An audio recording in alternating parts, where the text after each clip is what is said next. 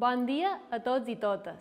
Avui, des del Museu d'Art Sacre de Mallorca, vos volem presentar una de les peces més singulars de la nostra col·lecció.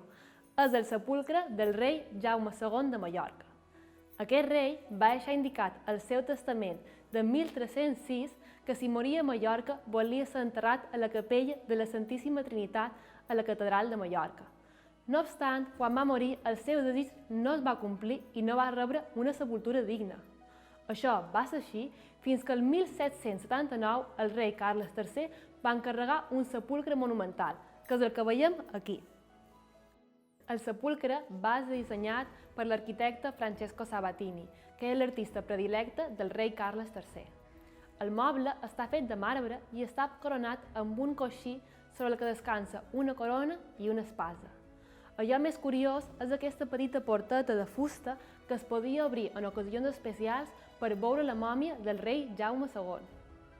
Avui en dia, les restes del rei Jaume II es troben a la capella de la Santíssima Trinitat a la Catedral de Mallorca, el lloc on volia ser enterrat.